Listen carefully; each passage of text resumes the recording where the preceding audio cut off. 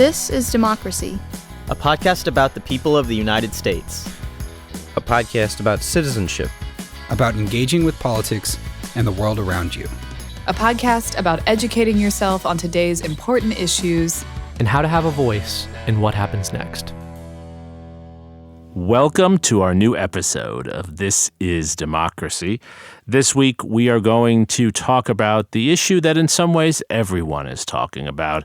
How is the media in the United States covering our current presidential election? It's still early in the presidential election season. It feels like it's been going on and on forever already.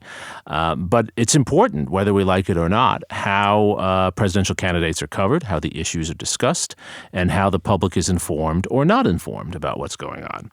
We are fortunate today that we're joined by an old friend and someone who's been a big part of our show for prior episodes, one of the foremost experts in the world on the media and politics. This is our friend and colleague, Paul Stekler. Paul, nice to have you on. Glad to be here. Paul, as many of you know, is a national award-winning, widely recognized filmmaker. He's made a number of major political documentaries. Really, if you think about filming and politics, you have to think about Paul Stekler. I just want to name a few of his films that I really enjoyed. There are too many to name. It would take the whole podcast. But the ones that I recommend to our listeners that you must listen to and watch if you haven't already. George Wallace, Setting the Woods on Fire. I still think that's Paul's best work. Last Man Standing, Politics Texas Style. Vote for Me, Politics in America. 2 segments of Eyes on the Prize, probably the most famous civil rights documentary. And Last Stand at Little Bighorn, which was part of the PBS Famous American Experience series. Most recently, actually I don't think it's most recently, but one of Paul's other recent documentaries is Postcards from the Great Divide, which was co-sponsored by the Washington Post and PBS Digital. Paul has won 2 George Foster Peabody Awards, 3 Alfred DuPont Columbia University Journalism Awards. As my mother would have asked, why only 2 and 3 awards? Why not more, Paul? You know, it's hard to say. What I was going to say is that all these films are available for free online at www.paulstekler.com. Excellent. And you can have a great weekend. We will put that link in this episode's liner notes, and I hope people will go and watch these films. They're well worth watching. I just wanted to mention also that Paul has 3 National Emmy Awards and a special jury prize from the Sundance Film Festival. So this is a man who comes very well qualified to talk about the media and politics. And before we get into our conversation with Paul, of course, we have Mr. Zachary series scene-setting poem. Zachary, what's the title of your poem today? An Appeal for Clarity. An Appeal for Clarity. Let's hear it.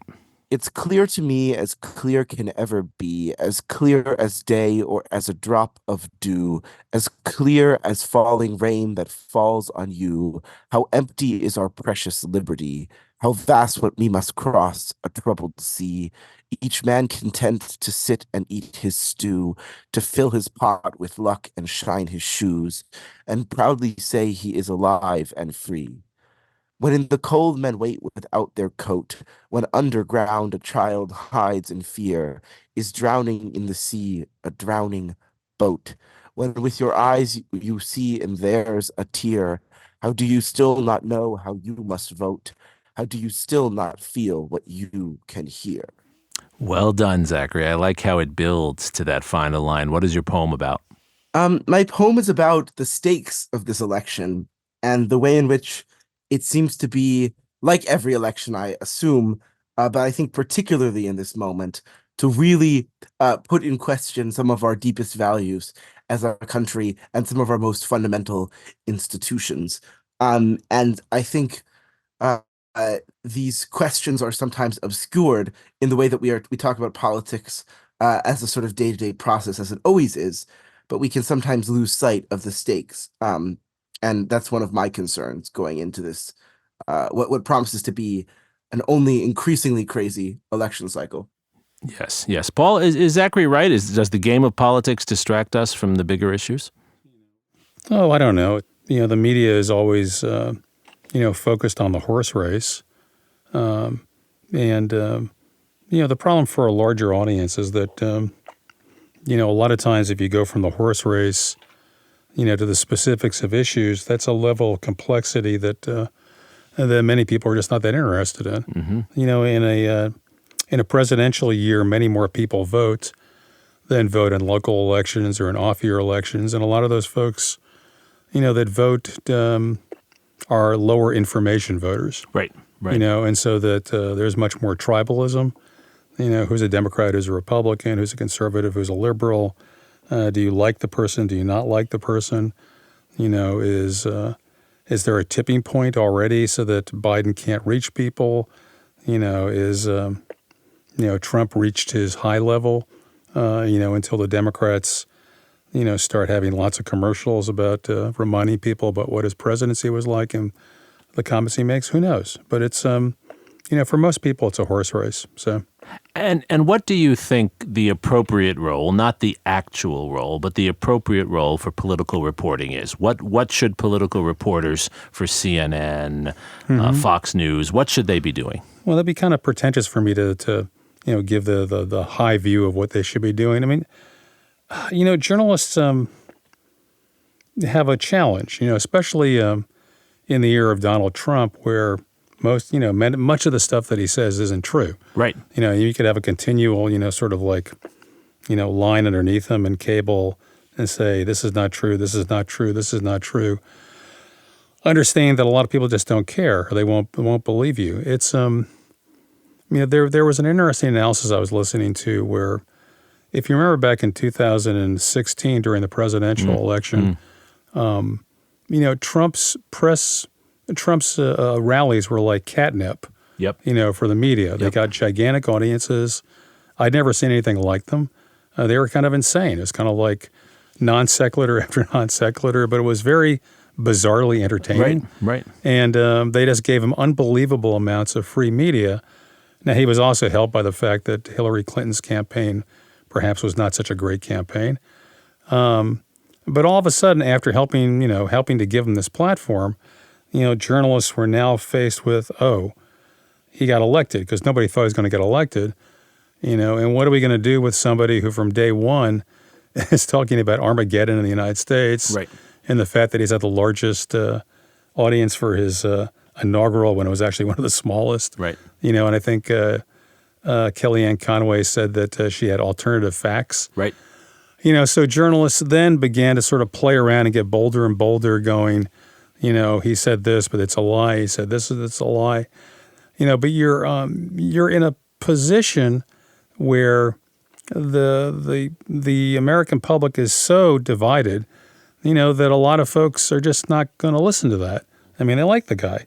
It's and 70 plus million people, voted for him for president, and think that he actually was elected president. I think 60-70% of Republicans think that Biden's election was illegitimate. So what do you do in the world where, you're looking for an audience, like the TV news programs, the 30-minute programs have it a little bit easier because the journalists just go someplace and they report what happened. Right. Like Canadian Texas almost burned down. We're there. Umpteen people were killed in Gaza today. This is what happened on the front between Ukraine and the Russians. For the entertainment part of cable, which is much more, for Fox and for MSNBC, is much more ideological. They don't have those problems. CNN, has been trying to figure out what to do in the middle. Right. MSNBC, tried to hire Ronna McDaniel, who used to be, I think, Ronna Romney McDaniel, before she dropped that part of her name, without vetting it with anybody. Right. Now, the challenge, for that kind of journalism is it important to have, and I think it is, a divergent of views. I think for a lot of people that I know, I suspect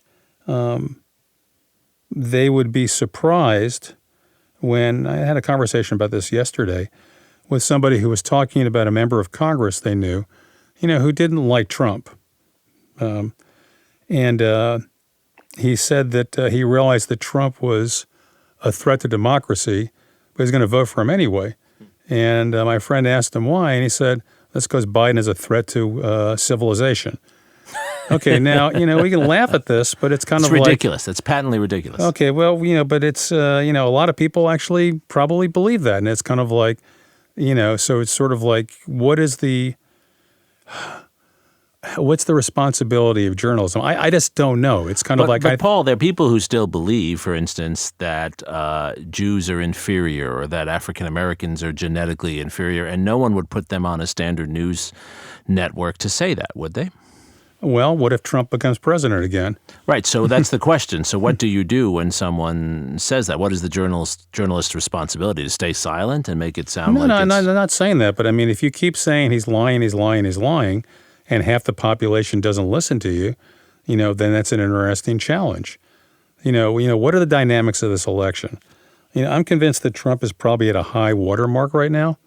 He's not exactly reaching out, right, to anybody. But at the same time, Joe Biden is at a historically low level, and I wonder if it's that there's been a tipping point, sort of a Katrina moment. After Katrina, it wasn't Iraq, that killed George W. Bush's popularity. It was Katrina. Right. And the second that he responded or didn't respond or in whatever way, nobody listened to him anymore. So it's kind of like, does Biden have a record to run on? Of course he does. Is Biden, able to give a really good speech? Yeah, the State of the Union was great. It was excellent, yes. Whatever they hit him up with in terms of energy fluid. But who's listening? Has it actually affected the polls? Has it affected the slide? And who is the 10% of America that's voting for Robert Kennedy Jr.? Right. Who is he? He's a rich guy who was a heroin addict who actually wrote a book where he rated all the affairs he had. I mean, the guy is a sick person. And it's kind of like, but 10% of America wants to vote for him? This has got to be, there got to be a lot of unhappy folks. So in the middle of all this mess, what do you do, as a political analyst? Of course, you try to be able to figure out what the facts are. You try to parse that. You talk to a lot of people. It's not like you're going to be talking to the people that think the earth is round and then talk to the people that think the earth is flat, though it's, curious to figure out why they think that. But it's a hard job where the electorate is so fractured and is so tribal and is so not listening to each other. It's kind of like, how do you put this fire out, Jeremy? Because I don't know. Yeah. Zachary? Do you think there might still be media organizations, or at least mediums, maybe documentary film, that are still have broad appeal, that at least for a particular segment of the population with varying backgrounds, political perspectives, still represents a sort of pillar of trust? Or do you think that we just sort of, each of us now have our own organization? Are there still media that unite us in any way, shape, probably or form? things that are not political. Like films, like Oppenheimer. Well, maybe Oppenheimer, is kind of, high thought for many people. It's, Barbie might be on a broader level for the population, but for things that I'm interested in, documentaries about politics, whatever, no, it's kind of like you're in a box, no matter if you think about it or not. Mm-hmm. So Dinesh D'Souza's documentary has a different audience from your documentaries. Well, his documentaries are horrible. They're prejudiced. No, but they're conservative. They're badly made. Yeah. They're conservative. God bless him. He's making a living doing this kind of bullshit. Oh, sorry. It's okay. It's okay. But there's an audience for it. Sure, there's an audience there. There's a large audience for all kinds of stuff. Do I think that this is a horrendous period we live in? It's not like a billion years ago when Walter Cronkite said the Vietnam War was probably a mistake, and everybody goes, oh my God, the voice of God on CBS, has made a pronouncement. But back then, there were 3 networks. We were much less divided. There were actually families, and my family included, where my father was a Republican and my mother was a Democrat. Mm-hmm, mm-hmm. I'm not sure how many, now, there's a substantial number of people that say that they would disown their kids if they married into, somebody who was of a different party. Well, people have said that for a long time in surveys. I don't know if it's as strong as it is now, but it just feels like every now and then it feels hopeless, quite frankly. And it's kind of like, well, maybe when Donald Trump goes away, it'll get different. I don't know. It's kind of like I saw his most recent rally, and at the end of it, people were sticking their fingers up, apparently in a QAnon salute. And it's kind of like, it's okay. What's the solution for that? Right. It's kind of like, I may think a QAnon is pretty nuts. But what's striking to me is, in spite of everything you've recounted, and some of it is old story that's just been accelerated and maybe deepened by current media. Right. But the tribalism you describe, all of that is true. But at the same time, right, more people are applying to go to the same universities. More people seem they're willing to trust someone they don't know, on an airplane, flying them across the country on an aircraft. Right? My grandfather used to be afraid to go on an aircraft. Right? Okay. Now people are trusting in, I don't know if it's a Democrat or Republican flying the aircraft. Why is it that in certain elements of our society, it seems people are willing to trust an institution or an individual, and in other elements they're not? I don't think that with a pilot it would ever occur to you. Yeah, are people applying? I thought that part of the problem with universities right now is that there's a fairly significant decrease in the numbers of people that are trying to get into universities. For the top universities, including UT, the Ivy League, Stanford, their applications have doubled and tripled in the last few years. Oh, okay. Which is interesting, right? Yeah. I don't know. It's you're having your fights, ideological fights, even at places like the University of Texas. Right. I don't want to get into it, but it's kind of like, this is kind of interesting about some of the initiatives that the university is taking, and at the same time, I think there was an article today about Governor Abbott and free speech at Texas universities. Yeah. It's not to say we're not without controversy, but it is to say that despite the tribalism, there are still common things that people gravitate to in our society, right? Yeah. Hollywood films like Oppenheimer and Barbie can draw large audiences. Right. So the problems that the news media has don't seem to be replicated in all parts of our society. But if you're talking about what impacts who we elect and how those people enact policies, let's take Florida today. Okay, the Florida Supreme Court made a couple of different rulings. One was that they would allow the referenda to be able to have something in the state constitution, which would allow people to be able to seek abortions until viability. Okay, but at the same time, they also let the 15-week ban go into effect. But I think in a month or something, there'll be a 6-week ban with only exceptions for rape, incest, and the life of the mother. It was interesting that one of the sponsors of that bill said it was a moderate bill. Right. Okay, because, if you were raped or you were going to die, then you can get an abortion. Now, will this have a gigantic impact on the electorate? And it's possible. I mean, one of the interesting things about this election is the impact of down ballot races. Yeah. A lot of people, don't realize that a lot of times presidential candidates can get pulled in by much more popular down ballot candidates. That's right. And as for all the, the stuff about, will the Democrats lose the Senate? They might, but outside of Manchin's seat in West Virginia, all the incumbent Democrats are very strong, experienced candidates that have won before, or won multiple times before. That's right. And in the swing states of Arizona and Michigan, the Democrat candidates are raising tons of money in states where the Arizona and Michigan Democratic Party, is in a state of chaos. Right. The Republican Party in those Republican states. Party, yeah. So it's, that may, benefit President Biden. And also I think there's a referenda in maybe 10 states dealing with abortion. Including Florida now. Yeah, though, even more importantly, Nevada, Montana. I don't think Pennsylvania's is going to pass. But there's a couple of others, where they may have, major impact. Arizona, sure, that may have because it draws out Democratic voters who might otherwise then not people vote. that are not liable to vote for President or former President Trump as well. So Zachary.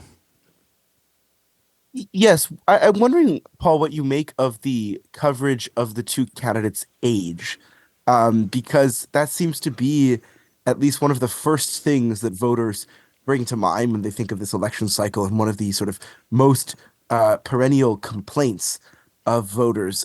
What do you make of the way that the media has covered the candidates' age? Age and their mental acuity, Paul. Well, part of President Biden's problem is that he often looks and sounds old. Okay, that's just the way it is because he is, and whether you like or despise Donald Trump, as insane as lots of the things that he says are, he sounds more vibrant. I'm sorry, He sounds more adolescent. Well, that depends on that depends on who you're listening to, but it's kind of like a lot of people like that Viktor Orban, Putin kind of deal. They're entertained by it. But even though he is grossly overweight, and even though he forgets lots of stuff, he does it in a way that doesn't draw attention to the fact that he's, whatever it is, 77 or 78 years old, so that's a problem for the Biden campaign. Quite frankly, this is why we have campaigns. And if they're getting all these millions and millions of dollars, the Biden campaign has got to hope that they actually have competent media people that can actually draw that contrast, or can remind you, that Donald Trump sometimes has trouble remembering if it's Obama or, or Biden as president. Or Nikki Haley or Nancy Pelosi, who was in Congress on January 6th. Okay, right? But again, this is like, what's important to people. I've talked to plenty of people that just don't care, Jeremy. It's kind of like they go, I don't care. I like his policies. What would you do if you were in the position you had been in before and you were advising, let's say, the Biden campaign to deal with the issue of his age? Would you have him lean into it in the way he did in the State of the Union, in the kind of Reagan way, and say, you see I'm more experienced? Or would you try to make him, run miles out on public television? What would you do? How would you? I don't want him run miles because I'd be scared that he might pass away. So what would you do? I think I would just flood. He's got so much money, that I would try to define Trump now, okay, the same way that Obama defined Romney in 2012. And I would also have lots of stuff with Biden talking, okay, and talking like, he isn't an old man as much as possible. And he's already, trying to go out there and give lots of speeches. Right, he's not going to Hillary Clinton this. He's not going to not go to Wisconsin. He's going to Wisconsin twice in the next couple of weeks. Yeah, so I think he understands that he's got to do something of like the give him hell Harry, 1948 deal. Okay, but if you're going to, and they've been very wise of not spending their money during the Republican primaries, right. Holding forth. Okay, but you're getting close to the period of time when it is time to define your opponent. And if you really want this to be a referendum on both folks, that's part of what your deal is on a campaign, and to get there before there's an an unsolvable tipping point. Yeah. What about the indictments of Donald Trump? How do those play out, and how should those be covered? I don't know. It's kind of like, you get so much stuff, it's like covering, what Donald Trump says. You get so much stuff that you begin to not pay attention to. But that's the problem, right? You get overloaded. Yeah. There is evidence that if he ever got convicted of anything, it would hurt him. Okay. And, I have a feeling that he's going to, get convicted of something in the Stormy Daniels trial. Quite frankly, I think that I'm really curious, not when Michael Cohen testifies, but when Stormy Daniels testifies. Yes. Because I think that will get incredible amounts of coverage, and this can't be positive coverage. Well, also Hope Hicks, right, who was his assistant media person, right? She gave really great testimony to the committee.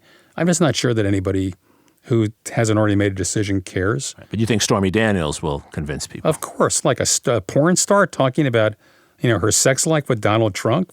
I mean, who's not going to? That's. I think that might turn out to be pretty boring. But anyway. Well, it could be. Don't put her down. A good Louisiana person.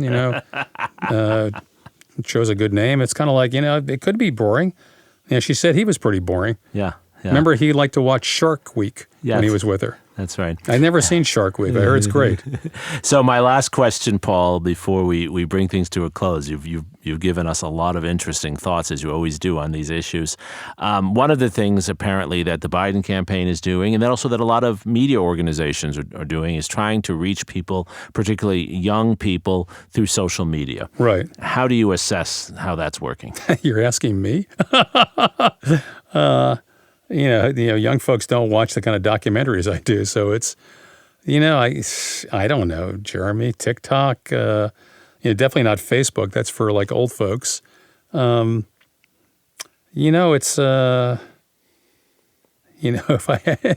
if I had an answer to that, I'd still be running campaigns. There you go. But I think that they've got to figure out something, because if people don't vote, right, especially in a demographic which is, increasingly predominantly Democratic, then you've got a problem. Right. Zachary, maybe you can shed some insight on this. How do you see the efforts that both media organizations and campaigns are using to reach people like you, new voters, 19, 20-year-olds? How do you see those working? Are they working? What effect are they having? I mean, I maybe I need to say the same thing, which is, or you're asking me, but because I'm not the most connected on social media either.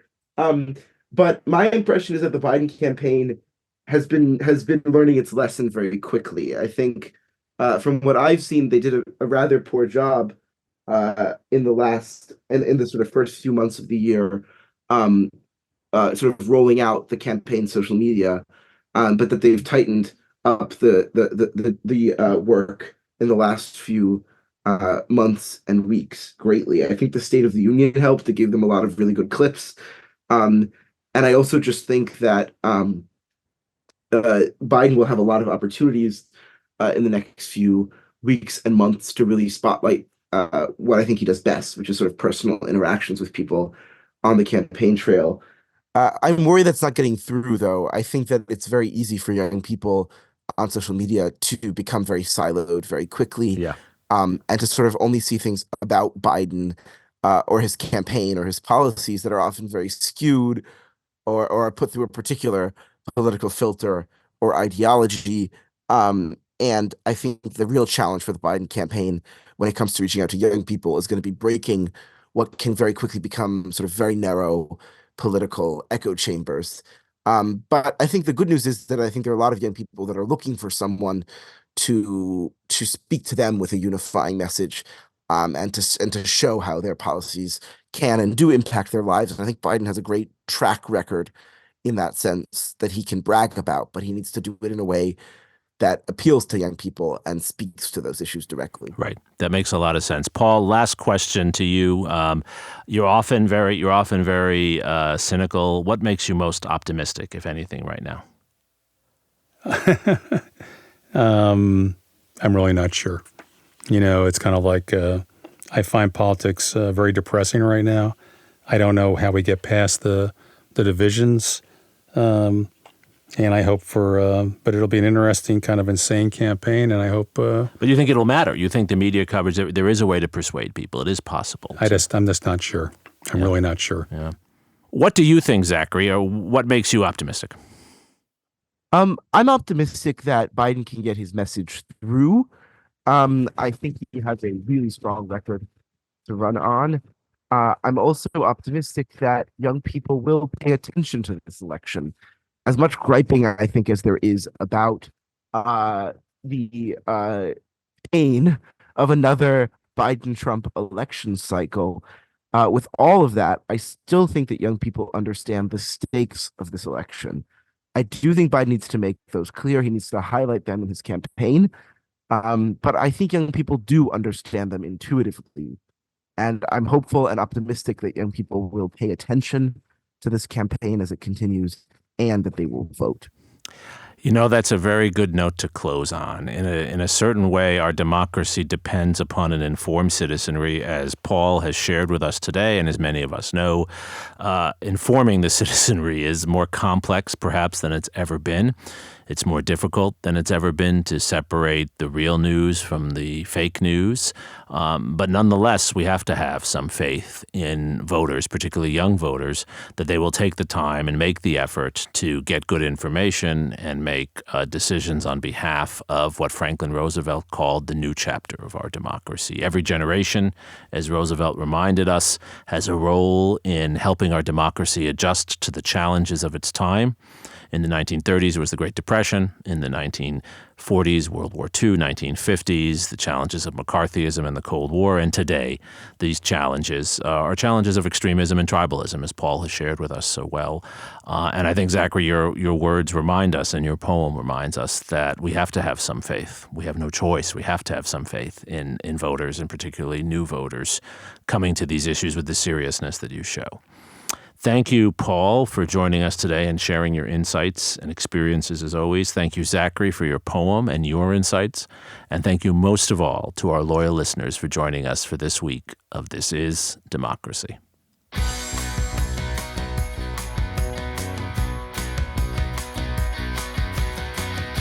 This podcast is produced by the Liberal Arts ITS Development Studio and the College of Liberal Arts at the University of Texas at Austin. The music in this episode was written and recorded by Harris Codini. Stay tuned for a new episode every week. You can find This Is Democracy on Apple Podcasts, Spotify, and Stitcher. See you next time.